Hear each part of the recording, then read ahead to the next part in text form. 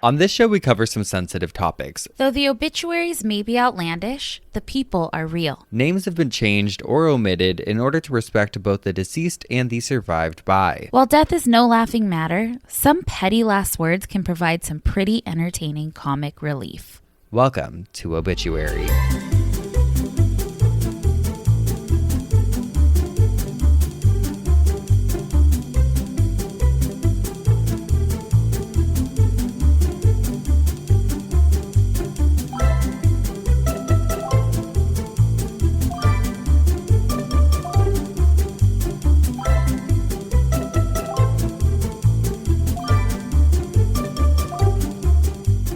Welcome back to Obituary. I'm Spencer Henry. And I'm Madison Reyes. And we come to this place for magic. We come to Obituary to laugh, to cry, to care.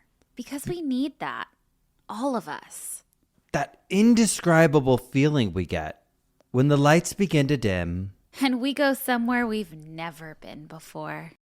Not just entertained, but somehow reborn together. Dazzling images. A huge silver screen. Sound. That we can feel. Can feel. Can feel it. Somehow, heartbreak feels good in a place like this. Our heroes feel like the best parts of us, and stories feel perfect and powerful. Because here, we're they family. are. That is our rendition of our pal Nicole Kidman's AMC monologue. Now, it's not Nicole Kidman, the actress. It's Nicole Kidman, the death doula. The death doula. Breaking news, everybody. This was breaking news for us. Nicole Kidman is apparently in training to become a death doula, and we are obsessed with that. We love this. I love that. She told The Guardian, The Guardian reported on it, that she revealed that she's training to become a death doula to provide solace and care to the dying. And she says the death of her mother in 2024 inspired this new direction. I love it. I love her so much. Me too. And reportedly, she lives very close to me, shops at my Whole Foods. Love. And let's get her on the pod. You know what? She'll probably say yeah. She'll probably say yeah. She's got the best hands, the best fingers. Dude, I honestly do love her, and everything I've ever heard about her like personality is that she's very like this and yes and da da da. Remember that there was that interview with Reese Witherspoon? Yes. She was on. They're talking about Big Little Lies, I think. She was on. It was the Gay Guy podcast. The Gay Guy podcast?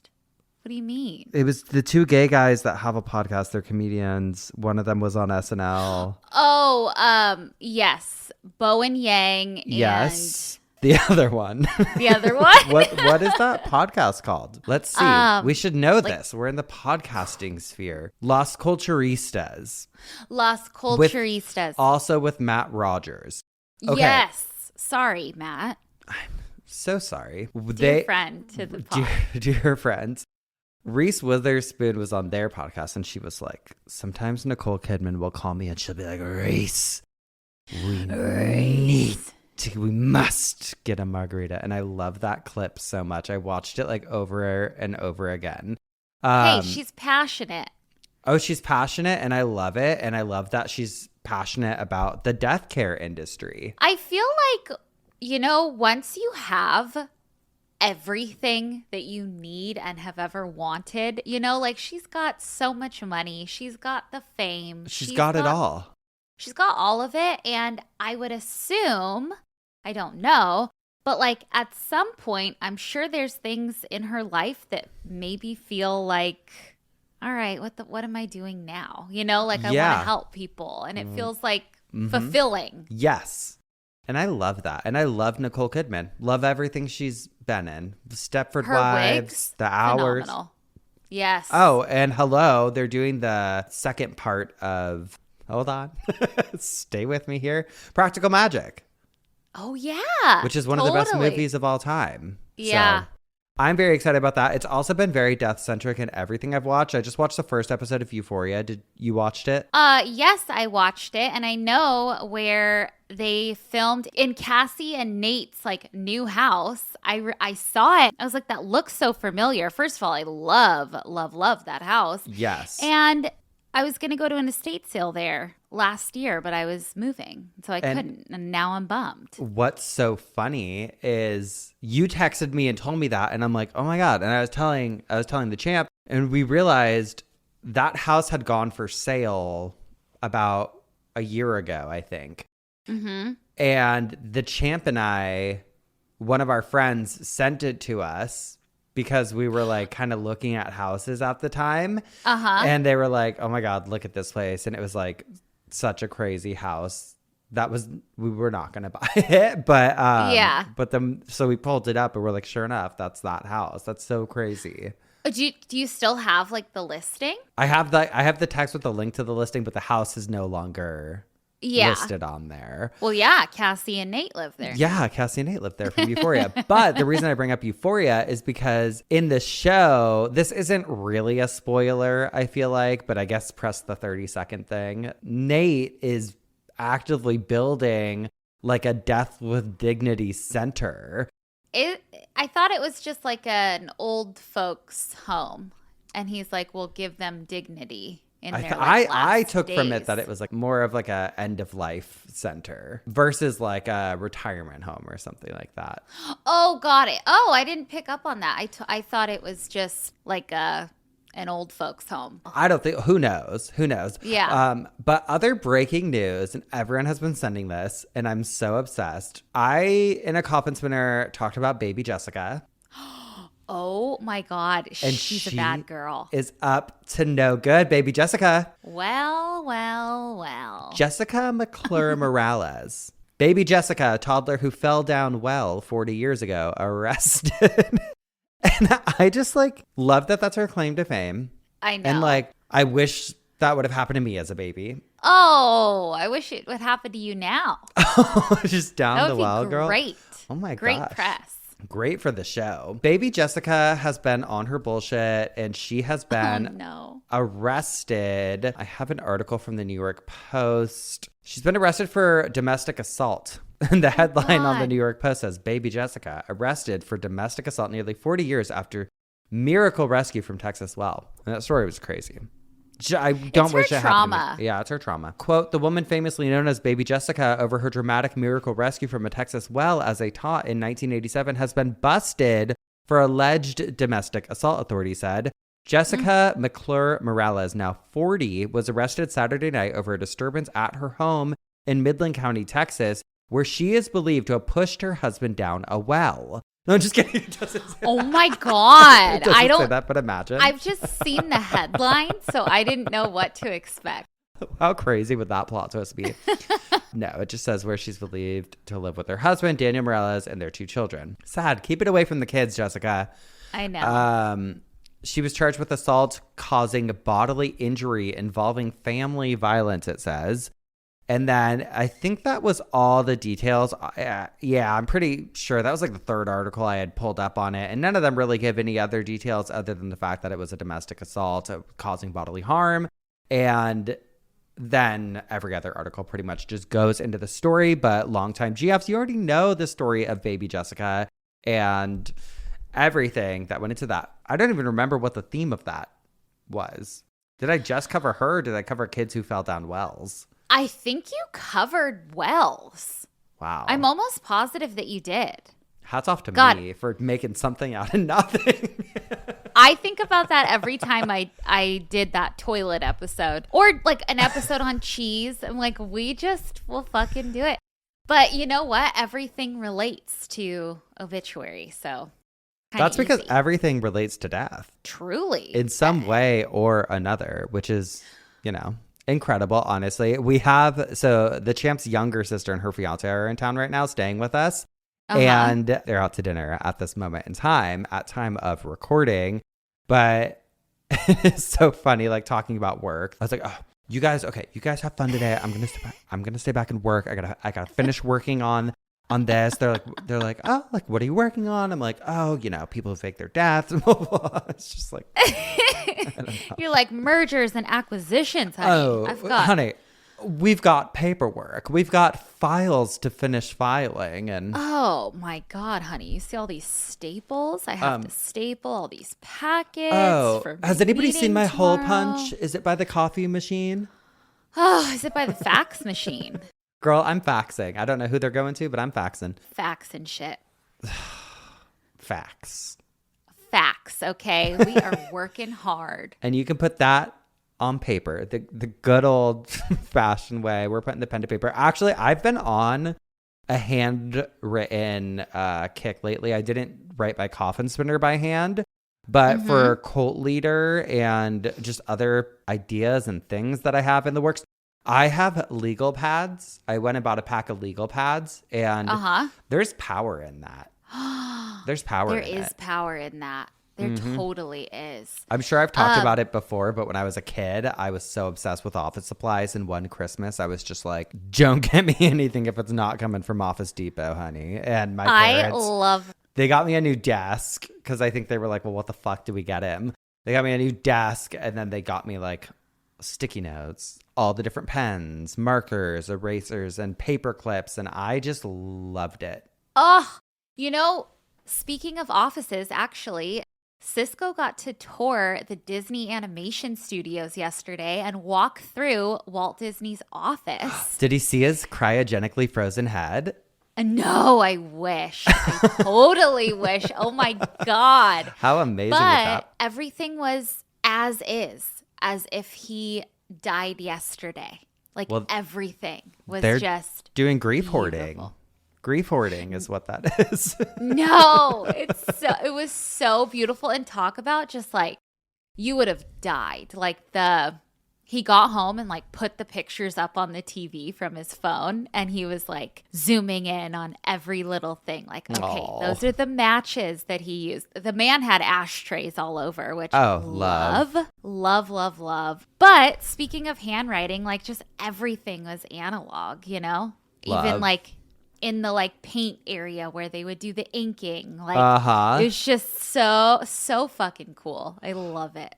Smoking in an office. I'm still watching Love Story. I haven't finished it yet, but smoking in an office makes me think of Love Story. And I just like the 90s cool New York bitch wearing fucking jeans that look so good, ripping darts, messy hair, just ripping darts in the office, having coffee. I'm like, put me there. Oh, that's the best time of cigarettes, I think, are the 50s and 60s, where you're Mad Men at an ad agency smoking in the Pregnant, office. smoking because you don't know. Yeah. Holding a martini. Oh, honey, with a 9 months pregnant. Ashtrays, oh my God. Ashtray on belly. Ashtray on belly. Oh, beautiful. Beautiful as ever, glamorous. Haven't gained an ounce. Just throughout that all pregnancy. belly. Yeah. Yeah. It's so problematic. They're like, okay, well, I'm doing my Sunset Magazine diet from 1960, and it says I have 1 glass of Chardonnay, a clam for breakfast, and then 3 cigarettes and half of a grapefruit. Yeah. Maybe a little cottage cheese and a hard-boiled egg, but that's it. But the 90s were the next. But the 90s. Yep. That was a good decade for it. 70s and 80s? I don't need it. Don't need the cigarettes. Unless it's 80s Beverly Hills and you are a rich woman playing tennis, and then you go and have a cigarette. Or you're just like businessman, railing lines. Yeah. Patrick Bateman. I'm going to rail lines and then chase a girl around. Right. Oh, man. Promoting cigarettes in the big 2026, that makes us sound like some real assholes, Madison. Oh, and I love it. And this person wants to know. They want us to talk about this. Okay. I think. Am I the asshole for honoring my deceased brother's wishes for not letting his estranged wife attend his funeral? Okay, let's hear it. My brother recently passed away due to kidney failure. He's been dealing with kidney problems most of his adult life. About 6 months ago, his wife of 5 years said she wanted a divorce. She wasn't happy. She thinks she deserves to be happy and with someone exciting. My brother was a good earner and worked long hours. She is/was a stay-at-home wife. And now he's a good earner. Damn, girl. Oh, that's fucked up. That's fucked up. Oh, please. We're just talking about pregnant women. After his most recent bout of kidney issues, while in the hospital, he made out his will. Made sure she got SFA. She was already seeing someone else. And he specified that he does not want her at his funeral. He passed about a month ago, and at his request, she was not allowed at the funeral. She did try, though, and was not allowed in. She has since called me heartless and had a number of her family gang up on me and send me messages, etc. She was even angrier that he left her nothing and had transferred his savings to me for my daughter's education. We haven't stopped her from visiting his grave, not like we can anyway, but as per his wishes, she was not allowed at the service. So, am I the asshole? Absolutely not. I would do the same thing. If I had a health issue, and Cisco all of a sudden said, you're not exciting anymore, and I'm out of here, and goes and gets a girlfriend, you think that man will ever step foot in this house, at your funeral, the highly religious funeral ceremony that I will have? You sent me your fortune. I said, no. For hot dogs at college education. If my husband said, nah, I want some boring, I'm out of here. Fuck you. You're on your own, buddy. Guess what that? And then also, not only that, he's off with someone new. First of all, I'm Betty Broderick. Put me behind the wheel. I'm driving my car into your front door. And then dead. After you die. Yeah. Mm-hmm. And I just know. And he's getting a potato in his exhaust pipe. And that's it. Boom. Exactly. That's exactly what will happen. Kiss my ass. No, you're not getting anything. You're not getting a reaction, actually, out of me. No. Oh, I'm not exciting? Okay, congratulations. Goodbye. You're not getting a cent. Yeah. Surprise. The funeral is not going to be exciting for you then, you bitch. No. You're not looking at me again. You'll never see me again. Never. This next person, this was in Am I the Jerk? New territory. New territory. And they said, am I the jerk for being uncomfortable around my grandfather that keeps asking for my dead dad's life insurance money? Uncomfortable being around my grandfather? Yes, that keeps asking for dad. Yes. It says, I recently lost my father to an extremely tragic accident back in November. Since he had passed due to a work accident, it took months to get a life insurance payout from his death. The company has been horrible and fighting back every way they could, even though it was their fault. First of all, I wish you were naming them here so we could say it. Yeah. After a month or two of his passing, his father has been coming around more often than usual. My grandfather began asking about his son's tools and taking things of my dad's and pawning them off, and overall being extremely desperate for money. So my mom had him banned from the pawn shops in our town and put up a camera doorbell and a camera in the garage. This is so we would know when he was at our house and to keep an eye on him. He's been in a scam for a while by then, and even before his son's death has been asking everyone for money. I'm not sure how long my father gave him money, but I know it was for a month or so. And my grandfather, let's call him A, had been sending this money in cash or in checks to someone out of the country. Basically had been sending everything to this scammer that he only knew from phone calls. I only know because after my father passed, my mother began paying my grandpa's phone bills and has been racking the charges up with international calls. With that, he doesn't have much money left to pay for anything, so he refinanced his paid off truck and his house, but has been asking for money from anyone he could once more. When no one gave him money, he turned to my mom. Every day for quite a while, he would call or stop by the house, sometimes twice a day, and ask for money or when he'll be getting a payout from his son's death. This went on for a long time till my mom got his payout and told a friend to give it to him and explain everything. But maybe a month or so afterwards, it was gone. Now he keeps trying to do little things with my mom's new house and asking to be repaid. Ever since he was stealing my dad's things, I don't want him around anymore. I don't really trust him now, but I feel bad since he has no one else. Am I the jerk for not wanting to be around him anymore or not trusting him at all? No, I think you have to go with your gut. He obviously triggers something. I don't want to say triggers something in you, but triggers a feeling in you that doesn't feel safe, you know? Grandpa, get lost is what I say. That's the thing too. Grandpas and grandmas can be evil and have ulterior motives also, you know? Don't I know it? Don't you know it? Don't I know it? Damn, we'll leave that there. Yeah, sometimes a grandparent marries someone and they're hell on wheels. Hell in heels. Yeah. Anyway, I actually have a funny grandpa story really quick that was sent in to us. Okay, so this says, "Hey, Spencer and Madison, I recently started listening and started at the very beginning, and one of the most recent episodes I listened to, Madison talked about renting graves. And well, do I have a story for you. I shared this episode with my grandma, and she drops the craziest thing I've ever heard in my family. When her dad's, my great-grandfather's, sister, her name was Gail, passed away, her husband, Robert, buried her into the plot that they bought. But when he ran out of money, he sold his plot next to her and got remarried, I believe 3 times. And every time his new wife died, he buried them with his first wife, Gail.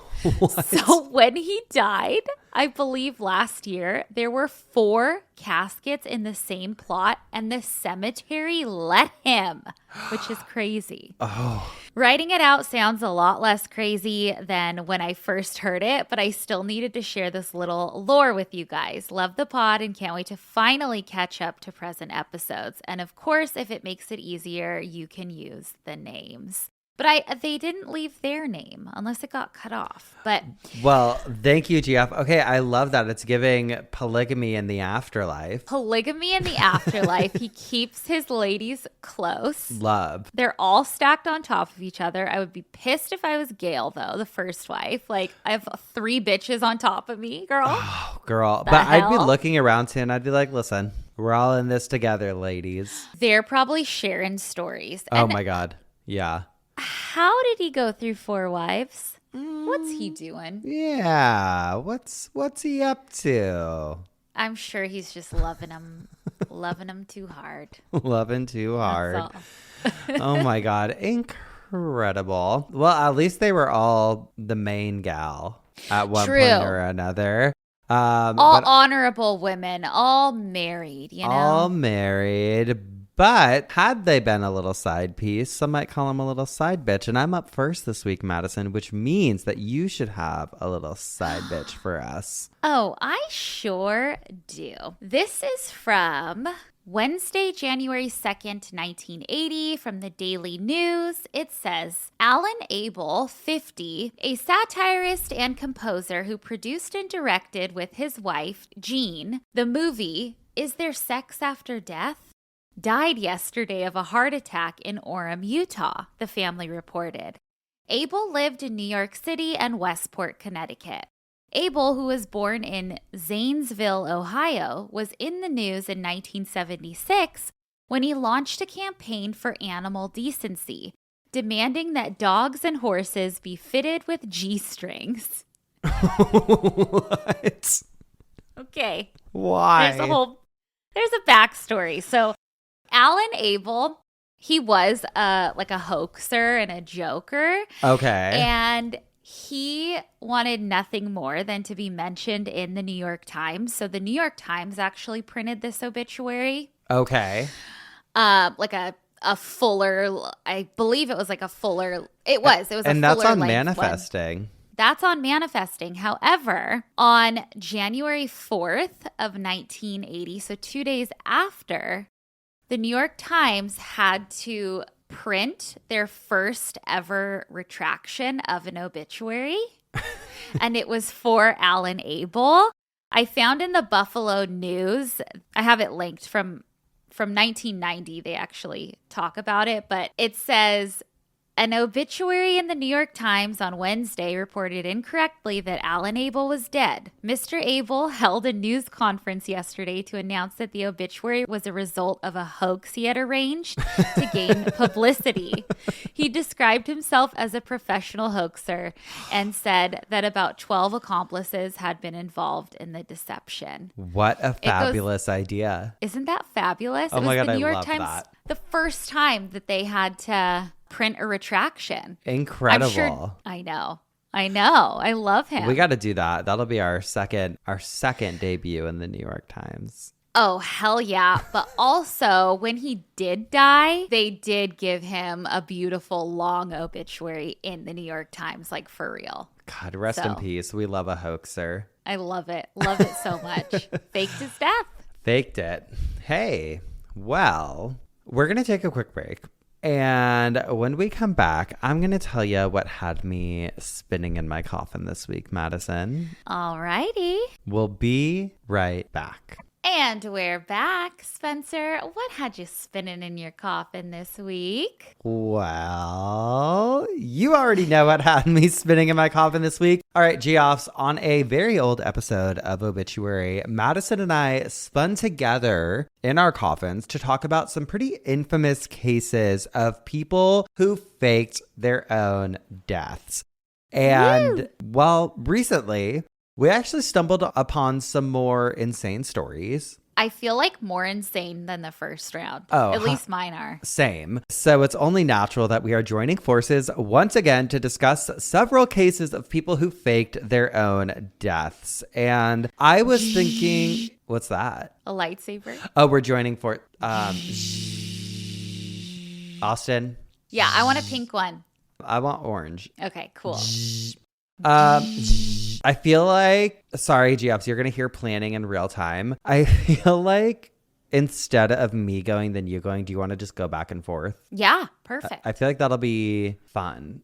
How many do you have? I have 3, and I actually have one that I really want to tell you because it happened in Nashville. So can I go first? Go first, yeah. Okay. Please be my guest. Okay, I'm taking over, guys. So I have a Nashvillian for you, or a Nashvillian.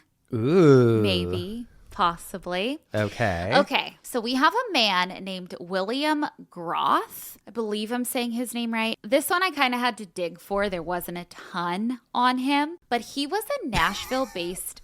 Just like, what if it was gross and someone was talking about it, but they had a lisp? It's gross. Oh, yeah. It's growth. Growth. I think a lisp is cute. Me too. I mean, I know it's not right. You heard it here.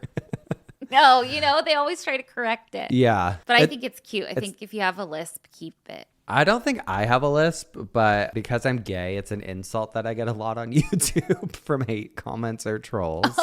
Yeah, totally. I think, what if you had the biggest lisp and you're just in denial? No one's telling me. That's why we had to call it, you say, obituary. Wait, what's that? Cindy? Why'd I call you Cindy Brady? Because I said death messenger. Okay, tell us. Philip Groth. Okay. Philip Groth. He was a Nashville-based entertainment lawyer. Ooh. He was, I know, cool job. He was 62 years old. He had a seemingly normal and stable life, and he was married, and his job seemed cool. He worked with SESAC, SESAC, which is, I guess, like a major music licensing organization. Well, on actually, all of my stories take place either like 2004 or like 2008 and 2009, which were great years, I feel like. Yeah. And just scandalous. On November 19th, 2008, he goes missing. And his wife calls into the police and is like, my husband's missing. He hasn't been home. She called him that evening. So police go out searching and they end up finding his car abandoned near the Cumberland River. And they also, along with his car, find some of his personal items sort of scattered around the area. They find a wallet, a hat. They find a jacket that's in the river. And then they also find his phone and jewelry and credit cards tied up in a plastic bag. So it either looks like a legit crime, like a robbery gone wrong, or maybe a suicide. Okay. But still no body. Right now they just have a missing person. So authorities launch this full investigation. They bring out the dogs and the divers and, a bunch of police, and they can't find him. But then I believe they kind of start treating it missing persons, but also like a death investigation. We have to recover a body if there is one. Okay. So a few days later, police receive a call from someone, and it makes me laugh. It reminds me of Serial Mom.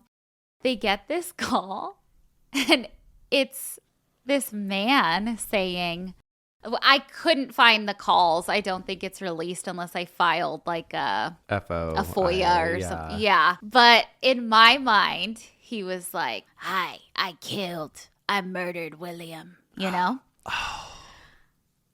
Well, the police were like, God, this voice sounds eerily similar to William's voicemail message. And they're like, we're going to trace this fucking call because it sounds like his greeting. Okay, greeting. Got it. I was like, what voicemail message? Oh, sorry. No, yeah, it sounds like his greeting. Hi, you've reached William. Yeah. Growth or whatever. And they're like, that's suspicious. And so they trace the call. Well, they find out that the call comes from a motel in Montana.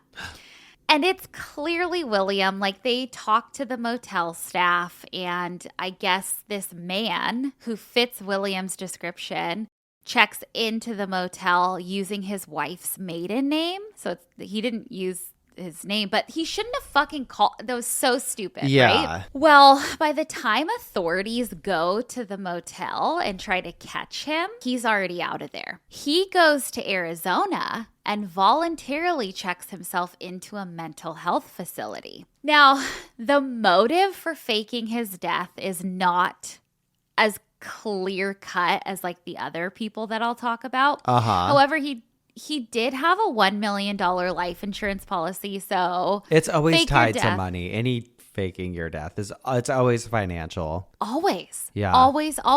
Well, most of the time, I'll say. Yeah. Yeah. Yeah. I don't want to give my things away, but well, almost always. Yeah, almost always. Almost. But yeah, make it look like a murder and not a suicide because life insurance won't pay out if you take your own life. Right. Whoever has the policy. So yeah, of course. And then start over $1 million richer with, your wife or whoever. So I was like, okay, but why wasn't he arrested? Why wasn't he arrested right then and there? Why didn't they send in more police to capture him? Why was he able to check into an Arizona facility?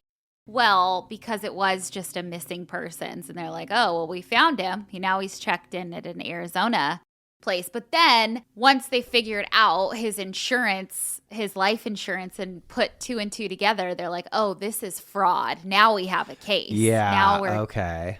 Now we're going to investigate. So they finally find him. They charge him, and he pleads guilty to staging his whole disappearance and attempting to defraud life insurance. And I guess the search costs he even had to pay back, which were between $10,000 and $13,000. But I found in the newspaper, this was a months-long thing because May 7th, 2009, a newspaper reported on them finding him and him pleading guilty. From the commercial appeal, it says his attorney, Richard Tennant, says Growth, an attorney who worked for a Music Row company that collects royalties for songwriters, was living as a homeless man in Arizona. And I guess he has been diagnosed with bipolar depression and depression. It seems to me that actually is a strange one that is unlike many others, because it does seem like he was having like a mental health crisis versus just trying to pull one over. Yeah, but I wonder, maybe was his wife in on it? Because how I was could he gonna collect ask. life It doesn't insurance? say anything. It doesn't say. There was one article where there was a mugshot sitting next to his. Was it a woman? It was a woman. However, there's nothing reported about her. So interesting. Maybe they suspected it. I don't know. But yeah, right in your... I believe he was actually... They say Nashville, but then some articles said Franklin, which I know is part of Nashville. Yeah. No, it's literally close. 20 minutes. Yeah. Down yonder, down a road. Yeah. Damn. Well, okay. Thanks for kicking us off right here in Nashville. I'm going to obviously be looking up every single thing I can find to see how far away he lived from me at the time.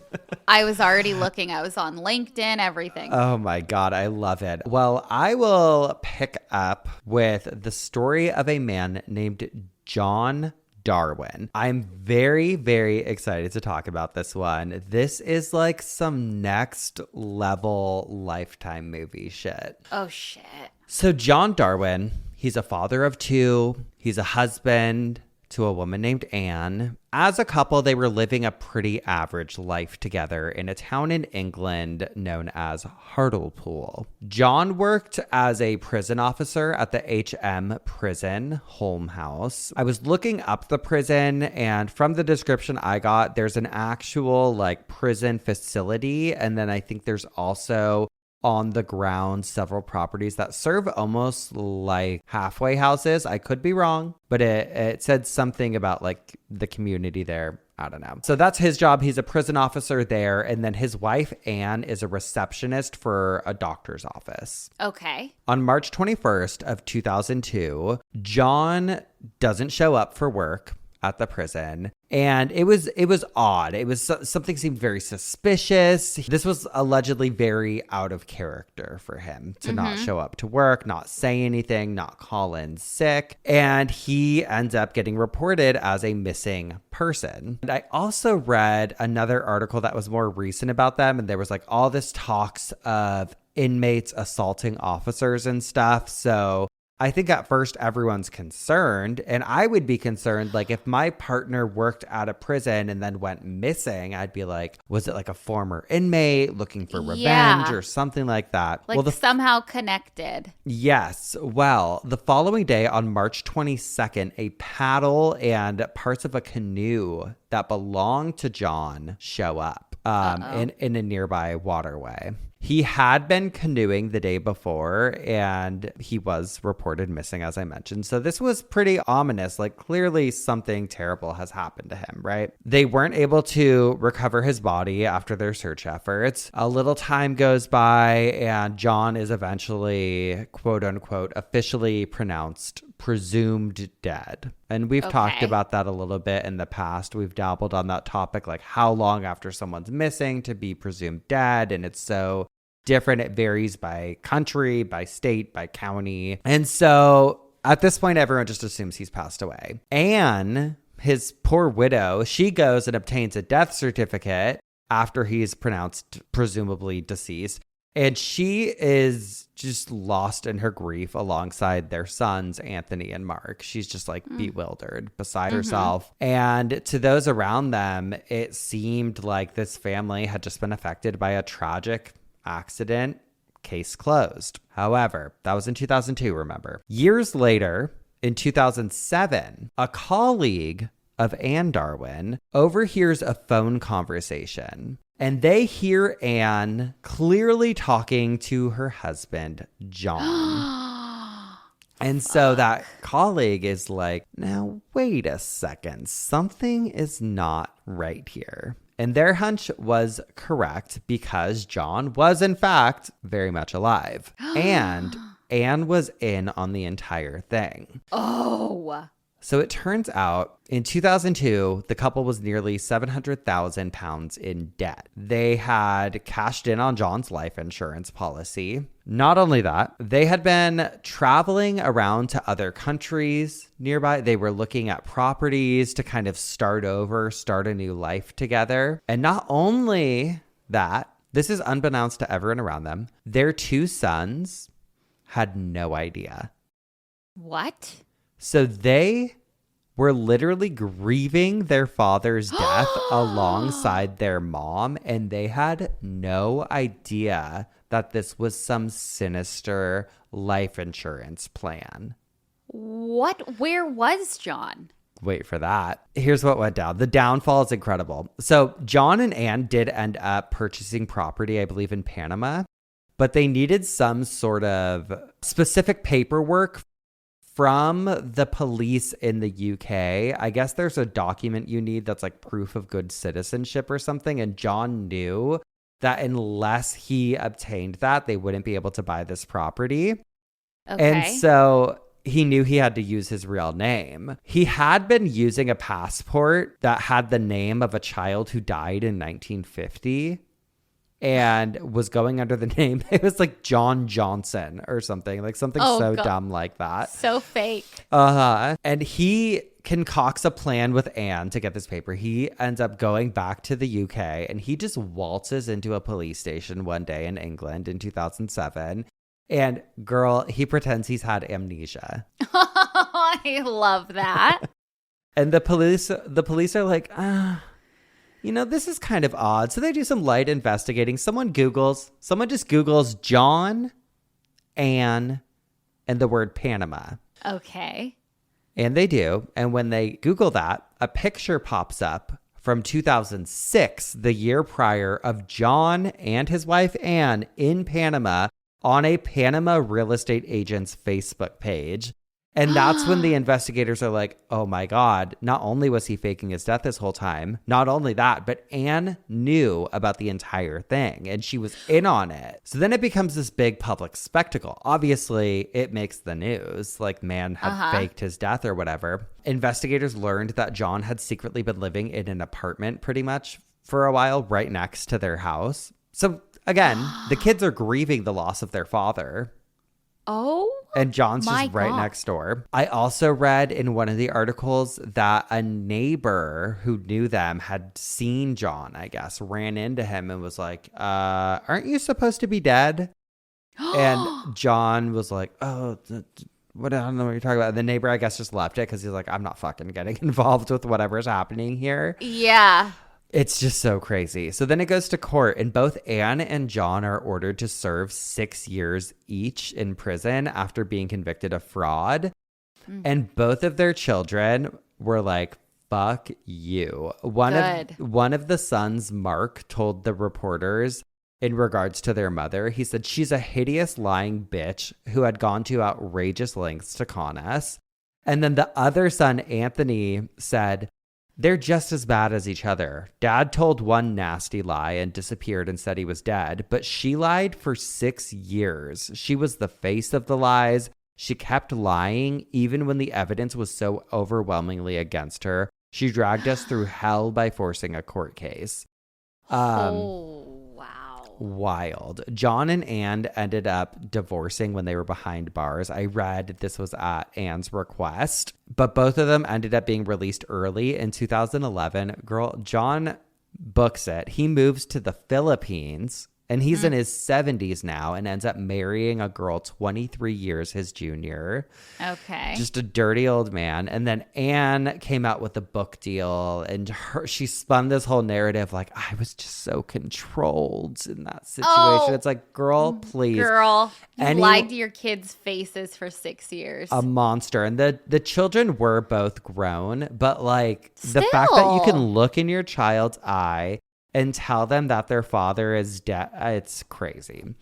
Well, that's the other thing. Like, I guarantee those kids every single night, I don't care how old they are, went to sleep thinking so many different scenarios in their head about what happened to him, where his body was. Is he still alive? Is he being tortured somewhere? Is he like, that is psychological torture. Yeah, they should sue the parents is what they should do.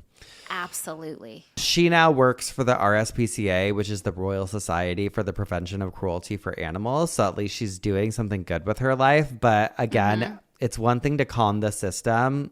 I don't even I'm like, whatever. The system's fucked.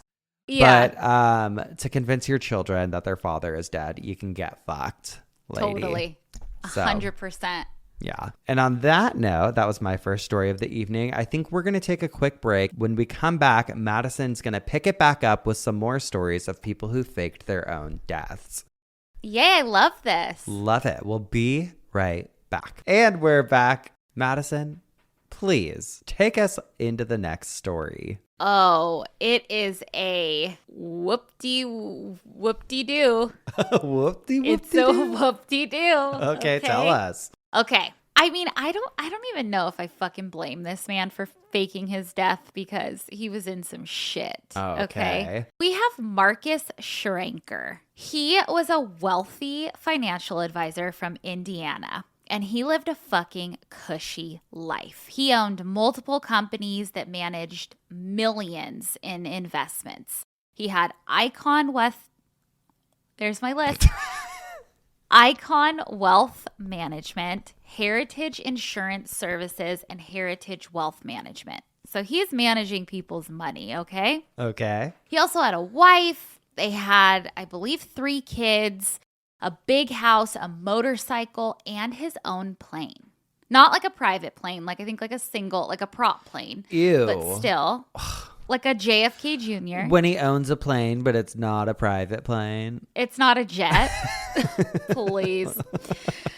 However, behind the scenes of this, it looked like the all-American dream, right? Behind the scenes, shit started hitting the fan. He had lawsuits piling up. I guess clients were accusing him of fraud. His license was under investigation and I think eventually expired, and that's the Indiana State Financial Advisor license.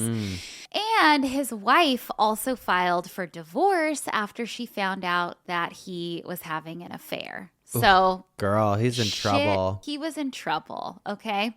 This was all 2008-ish, very early 2009. Horrible time anyway for the economy, 2008. I mean, God. Totally, 100%. So on January 11th, 2009, Marcus decides that he needs to just get out of Dodge, go for a little plane ride, okay? Well, he takes off in Indiana, and he is set to fly to Florida. Now, I read some articles that his little side piece was in Florida, lived in Florida. Okay.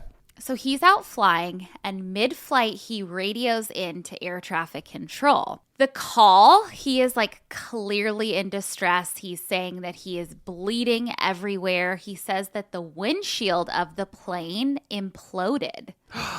He says that he is bleeding profusely from the explosion or implosion, all the glass, I'm sure, fucking terrible. So air traffic control is tracking his airplane, and they send out 2 military jets because I guess in those instances, if he's bleeding that profusely, if he loses consciousness, they're gonna have to get the plane to land safely, right? Yeah. So Marcus was able to put the plane on autopilot, and he ends up opening the plane door, and he parachutes out of that bitch. Okay? Now, the plane, because it's on autopilot, continues to fly by itself for about 200 miles safely. It ends up crashing near some homes in Florida. I believe it crashed into a bayou. So thankfully, nobody was hurt. Oh my God. But the military jets, they were flying by the plane, and they noticed that the door was open and then there was nobody inside of it. So already they're like, what the fuck is going on? The plane crashes. There's footage of pictures of the plane crash. And I guess the investigators were like, this windshield did not implode. It didn't fucking do that, right? It's he couldn't fine. have even hit it on the way out. No, and there was no blood whatsoever in the airplane. There was an atlas in the airplane, the that had, maps of everywhere, of all the states. And the only states that were not in there were Alabama and Florida. So he had obviously ripped those two out because where he was flying when he parachuted out was Alabama. Got it. And he was supposed to go to Florida. Yes. So what happened? Well, a few days earlier, Marcus hides a motorcycle in Alabama in a storage unit. After jumping out of the airplane, he lands safely, shows up to a random house using a different name, saying that he was just in a canoe accident and needed a ride to town. The residents believe him, give him a ride to town, and he checks himself into a motel under a fake name. I also read that before he parachuted out of the plane, he took a bunch of Quaaludes, and then he also had like gold strapped to him. And then the motorcycle that he hid had cash and, supplies. Yes. Okay.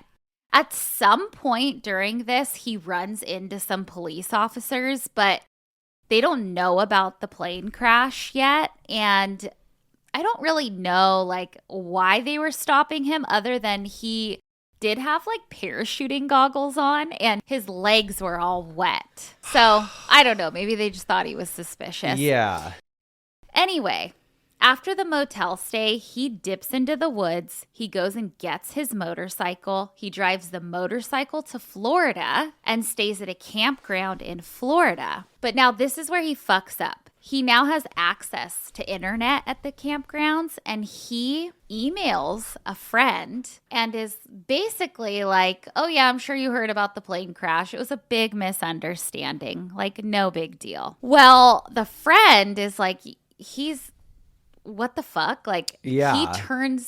He turns that email into authorities because obviously authorities are fucking looking for him. The authorities trace the IP address and figure out where he is. And 2 days later, on January 13th, authorities start to close in on him. They end up finding him in a tent in that Florida campground, but he has slashed one of his wrists and a few other wounds on him, and he's barely conscious. And he's this time bleeding heavily. And I read that he was repeating the word die. So maybe he was trying to die. I don't know. He does eventually make a full recovery and is taken into custody. So he gets fucking hammered legally because of all this by the feds and the state. He destroyed an aircraft and he caused a fake emergency response. And then the state said he committed securities fraud and was acting as an unregistered investment advisor. And he was sentenced to 51 months in federal prison and 10 years in state prison. And He had massive, massive fines. He had to pay restitution and it was more than $1 million. But he did this obviously because of money, because his life was falling apart. And I did read too that with all of his supplies and money and everything, it definitely looked like he was not going to stop at Florida. He was going to get the fuck out of Dodge. I did recently, because he is out of jail, he did an interview and I was really buying into his shit. I was like, oh, wow. He just was really having a hard time and he was just trying to fake his own death. And he seems, great and recovered and all of it. But then I read a more in-depth biography of him and I truly think that he is a compulsive liar. Love. And it kind of scares me. He was interviewed while he was in jail and that interviewer was kind of the same. He's spinning me this story that it was actually all pinned on him. All the crimes before were pinned on him and his wife was horrible and blah, blah, blah. And the interviewer was starting to fall for it until he did more research and found that no, he's actually a compulsive liar. And there was rumors about this picture being passed around prison while he was there of this buxom brunette. And he was selling it to people for $2 for money to commissary. And it was his side chick. The same girl who was in prison or in Florida. Crazy. So yeah, I mean, I think he's a full con man. I know people can change, but he would have loved Jihatsu. Oh yeah. Remember that company that helps you fake your own death and disappear? But he was just a compulsive liar. Like, I guess he said something there was an account where he talked about being this insane Air Force pilot or something, but really like with some battle or I don't know. Like, he would just tell these fucking stories. And like, if you did the math, he was only 20 years old at the time, like just. Yeah. He was a compulsive liar. God. And maybe still is. Well, I think all of these people, it's safe to say, they've got a little narcissistic tendency to them. Yeah. They're troubled. I have, for my last story of the evening, another John. And his name is John Stonehouse, and he's also actually from the UK. Note to self, note to the GOOOs, don't ever trust a John from the UK. But what's even wilder about this story than my first one is that John Stonehouse was a public figure. He was a politician. He was a member of the UK's parliament. And by the 1970s, he had found himself involved in all kinds of scandals. People were accusing him of being a communist spy. He was fully cheating on his wife with his secretary. And he had pretty much lost everything. He was in severe debt, which seems to be a common thread in a lot of these cases where people fake their own deaths. Like, they're living these opulent lifestyles, but then behind closed doors, they have nothing. But honestly, a few years prior to this, nobody would have suspected a thing or seen anything like this coming because he was on top of the world. Like, I read articles about him that were in the papers way before this, and they're like celebrating like he's going to be the next big thing. And he was just on top of the world. In the late 60s, just a couple years before, he had a beautiful wife, 3 children together. He was very well respected by his peers and was really just looking towards this long career in politics and was very well received, I read, by the public at the time. In 1974, John Stonehouse vanishes. The 49-year-old man had disappeared from public view altogether, and he had taken off on a trip to the United States. Nobody really knew where he had gone, but then on November 20th of 1974, this beach goer in Miami stumbles upon a pile of John's clothes. Well, they stumbled upon these clothes, and I believe it had his ID and stuff in them. And so they're like, oh my God, they report it. The authorities are able to trace back that the clothing and the items found on the beach belonged to John. Okay. His wife gets a phone call and is obviously besides herself. She's like, oh my God, my husband must have drowned. An investigation is launched because it seems very suspicious to the authorities. The London police started to look into things, and that is when they learned that John was kind of living a double life. He was having an affair with his secretary named Sheila Buckley and was in way more debt than anybody knew about. And I feel like a lot of times during any sort of investigation involving a possible death, they're looking into the finances, right? They're looking into anything and everything to see like, okay, well, was this possibly a case of suicide or something like that? Like, they were in all this debt, but they just had their suspicions.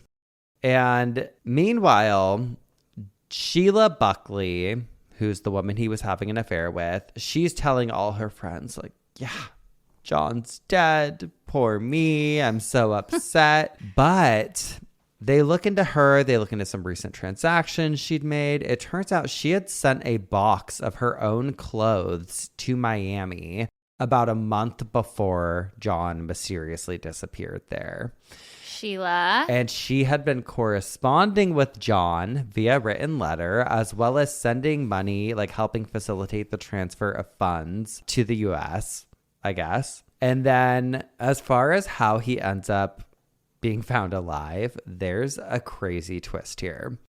So around that same period of time, actually that same month, November, earlier that month, a few weeks before, a peer of John's had also gone missing, and his name was Lord Lucan. Okay. Lord Lucan had gone missing after murdering his children's nanny. Oh, God. Okay. And it was while they were looking for him, they ended up finding John, because police had received calls from Australia.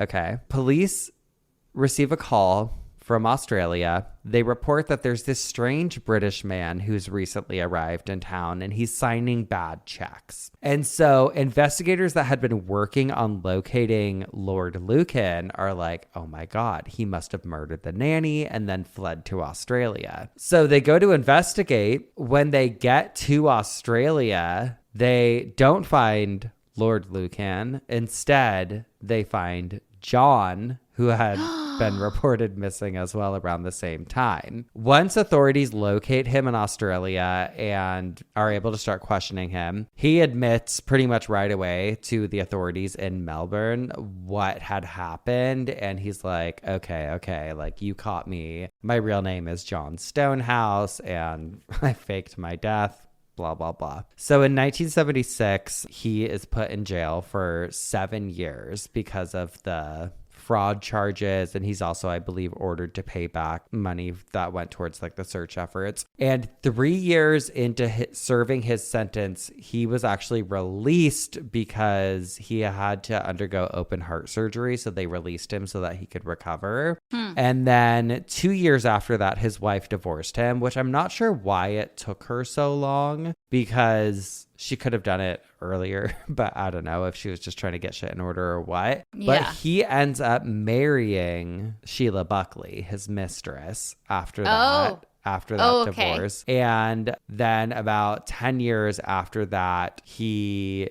collapses one day in 1988. I think he had a series of heart attacks and died at the age of 62 this time.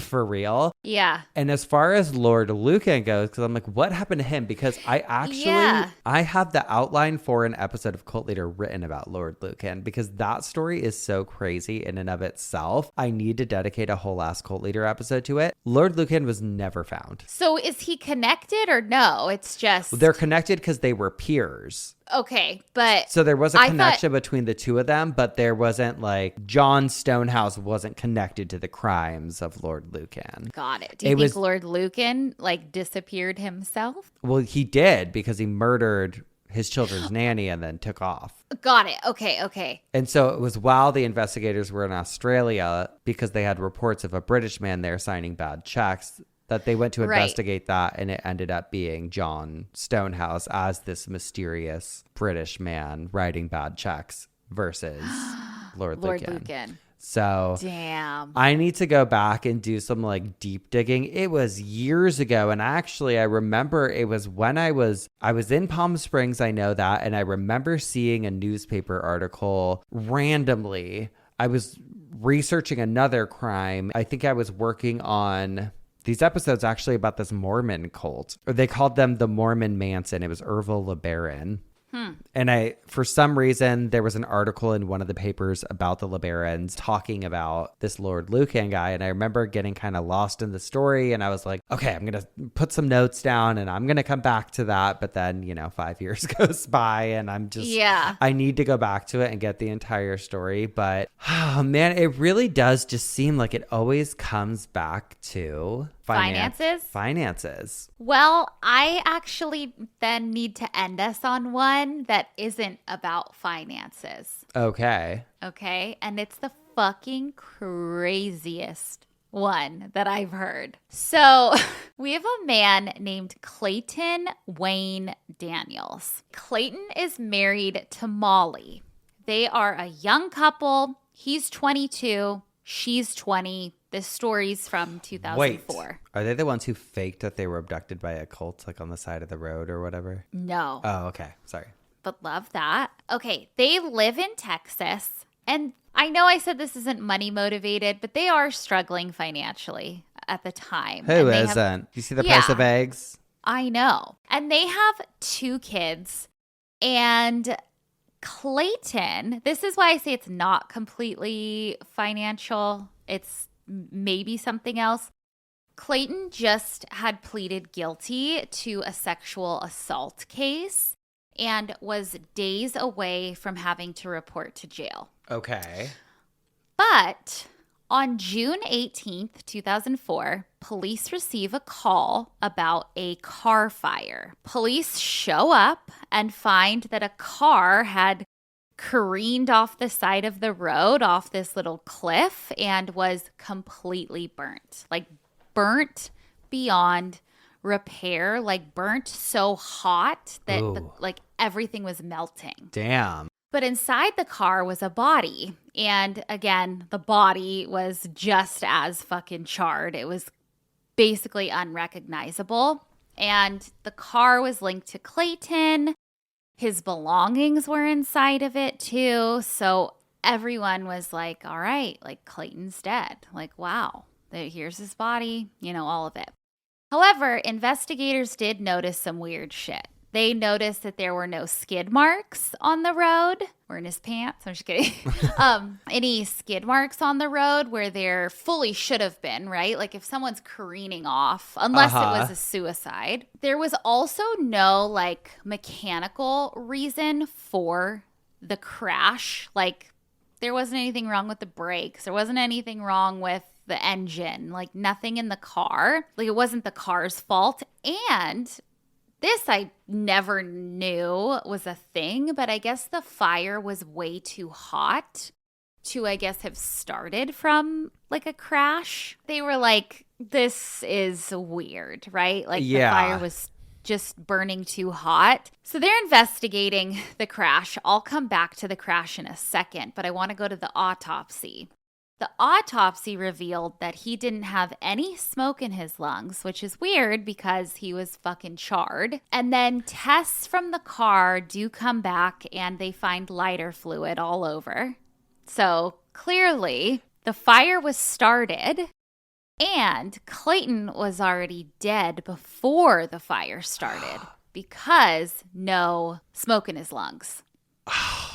Okay. Also, they kept trying to get a positive DNA match on Clayton, but nothing came back like as him. But they were like, oh, his body's fucking charred. Like, you know, how I don't know. I guess it's not as easy as we think. So they're still investigating this, but time goes on and police are watching his wife, Molly, just because things seem a little fishy, like they're tailing her a little bit just to see what's going on. Clayton had a life insurance policy of about $100,000 and she was already asking for it for the payout, but like she also had 2 kids and now was single and like had to handle business, make ends meet. She starts dating this guy named Jake and friends met Jake.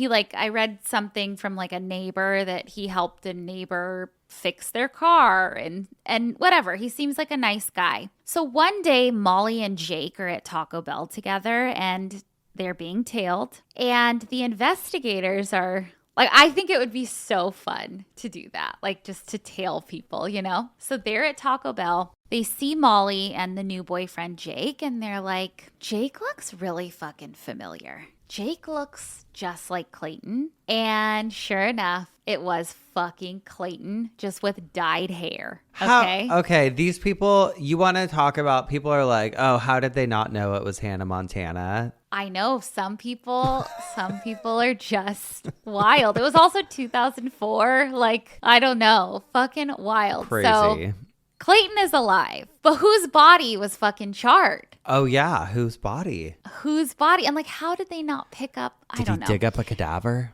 Okay. Clayton and Molly went down to the cemetery. They dug up an 81-year-old woman named Charlotte Davis. She had been dead for only a few months. They rob her grave, right? They rob her corpse. They dress her up in Clayton's clothes, put her in the car, push the car off the cliff, set it on fire with lighter fluid. What they didn't take into account was that Charlotte, her corpse, was embalmed. And when someone is embalmed, they are highly fucking flammable. Highly flammable. So that contributes to the really, really hot fucking flames too. Mm-hmm. And these losers were arrested and pled guilty to insurance fraud and desecration of a cemetery. I don't know why it doesn't say desecration of a corpse, but desecration of a cemetery. Clayton got 30 years in prison. Molly got 20, although she served 12 and was released in 2016. I did look up the victim, and to make like matters worse, she was special needs. She was, I think, in a wheelchair or like not very mobile. See, I would steal the corpse of I would try and find like someone who was a similar age, sex. Gender. Yeah, something. Yeah. Sex, yeah. Yeah. Crazy. Oh I know, my God. Well, there you go, GEOFFS. We're telling you, it is not worth it to fake your death. You'll be caught. Disappear and start over. Sure. We're all for it. We love a relaunch. We love a second chance, but don't fake your death because you're not going to get away with it. And it's going to be a very expensive mistake. Very, very expensive. And you don't want your loved ones having to waste all that money on putting out an obituary for you. That is true. They'd have to do a retraction. Yes. And speaking of, it is time for obituaries. And mine, I wanted to find one related to one of my stories. And I have one from the Northern Echo, September 21st, 2002. Quote, a woman, this is kind of an obituary. Okay. Kind of. Okay. A woman has described the agonizing wait for news of her missing husband as police on Teesside renew an appeal to the public for help. Within hours of the disappearance of keen canoeist John Darwin, searchers found a paddle, followed a week later by the shattered remains of his distinctive red canoe. Anne Darwin, a doctor's receptionist, watched the sea and shore search from the window of the couple's dream home, which they bought for its commanding view of the sea and beach at Seaton Carew near Hartlepool. That was 6 months ago, and there's still no trace of the 51-year-old. The view from my window was a daily reminder. This was to be the house of our dreams, and I have just got to look out and not dwell on the tragedy, said Mrs. Darwin. She said, people die, have a funeral. They have a headstone. There's something to mark the fact that they existed on this earth. But without a body, I don't know how we can mark John's life. All I want is to bury his body. It would enable me to move on. It's difficult to grieve without bringing things to a close. But as it is, I'm in limbo and there's nothing I can do. Mr. Darwin's disappearance sparked a 16-hour search in March involving 6 RNLI lifeboats, 3 inshore boats, a Royal Navy ship, an RAF helicopter, and a police spotter plane.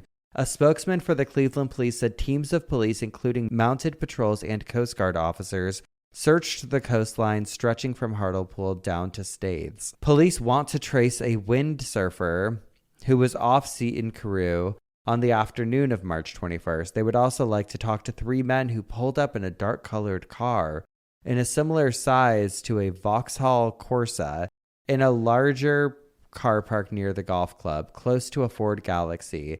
Also, anyone who was on the beach that day is asked to telephone.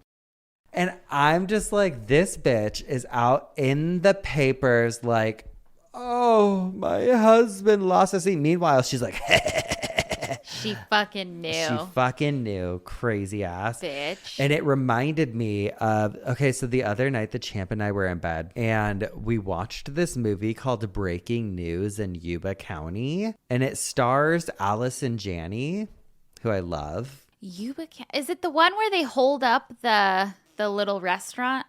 No, It's like, I don't want to give too much away. I highly recommend watching it. It's like a dark comedy, but basically this woman, her husband passes away and she is milking the attention from his death. Okay. In just the craziest ways. It is I was cracking up. I thought it was hilarious. Oh, I want to watch it. Alice and Janney. It's Wanda Sykes is in it, and Aquafina is in it. It's okay. It was good. It was funny. Ooh, okay. Is it set in this time period? Yeah, it's like a good light watch. Like if you're just like, oh, I need to watch a movie, watch it. It's fun. It's a fun watch. Okay. Yeah. Ooh, okay. I'm gonna watch it. I have something kind of a little different too than an obituary. So the man I want to talk about, his name is Don Glickman, and he did not want a funeral and he did not want an obituary. Okay. But he did want his like friends and he was a retired design professor. He wanted his like favorite students to know and his friends to know when he died. So he had his daughter actually deliver these cutie little postcards to his friends and family with we'll have the pictures up, but with his picture on one side, and then it says, if you're reading this, I'm dead, and I really liked you. And then you flip it over, and it says, dearest friends and family, after 94 years on this planet, my dad has departed. His last days were filled with butter pecan ice cream, flamenco music, and a view he adored, and the love he finally accepted. In a last act of design and Gluckman ethos, he asked that this postcard be created, photo and text chosen by him. He was who he was till the very end. Leah, his daughter. Oh, love. Is that sweet? Yes. I love anytime someone takes a creative liberty, I love it. Same. My totally. Hall of Fame has to go to that woman with the Ouija board thing at the funeral. Remember? Yes. Oh, love. God. Well, we pretty much spent an entire episode talking about some dumbass criminals, but we have spun in our coffins. We have bitched our obituaries. That means it's time for some dumb ass criminals. Okay. I'm so excited because my dumbass criminal is giving 2021 obituary. Dumbass criminal. Fuck yeah. Okay. We have a new nudie girly on the horizon from nudie. Evansville, Indiana. This is from 14news.com. And it says, quote, Evansville Police Department officials say a woman is facing indecent exposure charges after being found topless on Monday. I love her. According to an affidavit, officers responded to an indecent exposure run near the YMCA downtown in Evansville. When police arrived, they found an SUV with bags sitting in front of it. Walking around the vehicle in the street, they found the suspect standing in the middle of the street, later identified as Julia Tonchev, who was naked from her waist up, only wearing leggings and sneakers. And good for her. Officers say they instructed her to put a shirt on, but she refused. After placing Tonchev in handcuffs, officers found a sweatshirt in one of the bags and placed it over her torso. She told police she had smoked methamphetamine earlier that day. Okay. But police said she began screaming and yelled, up and down, and God is first, very loudly. Up and down. Up and down. She was shaking them, girly. She was arrested and brought into the county jail facing the following charges: indecent exposure, disorderly conduct, public intoxication, and a mugshot has unfortunately not been released at this time. But I just love her that she was out there tits out, honey. Good for her. Good for her. What? Free the Men nipple. don't have to. Yeah. I think she's actually an activist and the smartest woman on the planet. Clock it. Yeah. Yeah. God, love her. Who do you got? Oh, God. I have a story from 2012. This is from themirror.co.uk. And these are fucking dumb people. A man who faked his death and started a new life in Australia so his wife could cash in a life insurance policy and write off debts has been jailed for 5 years. Hugo Jose Sanchez, 57, formerly known as Alfredo Sanchez, was extradited from Australia in March following a 5-year investigation. His former employers, HMV, based in Marlow, Buckinghamshire, contacted police with concerns about a policy they had paid out. This is where he fucked up. So in 2004, Sanchez and his wife, Sophie, lived in Surrey with their 4 children. Sanchez was working as a web designer. During the course of the year, he took out a number of loans and life insurance policies and ran up credit card debts that were covered by payment protection insurance. In September that year, the couple rented out their home and emigrated to Costa Rica. Mr. Sanchez returned to the UK to continue working for HMV before leaving in December when his employers believed he had gone on holiday. Mrs. Sanchez called HMV in January 2005 to say her husband had died from a heart attack in Ecuador and had been cremated. She provided the firm with a death and cremation certificate and received a death benefit payment of £112,000. She also began to receive pension payments. Mrs. Sanchez returned to the UK to appoint a solicitor to obtain probate on the estate in April the following year. She provided all of, everything she needed to provide. An insurance investigator was appointed by the larger companies affected, who established that friends and Mrs. Sanchez's family in the UK all understood that Sanchez was alive and well and living in Costa Rica. Okay, so they found out that the cremated remains of Mr. Sanchez that they were saying was Mr. Sanchez had his fingerprints all over them, all over the little case. Oh my God. And that's how they got him.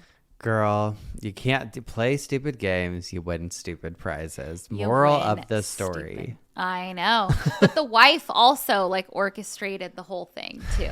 Bunch of scammers left and right. I know. Listen, we've all thought about it. We've all thought about faking our own deaths, I'm sure. Mm-hmm. But every day. Constantly.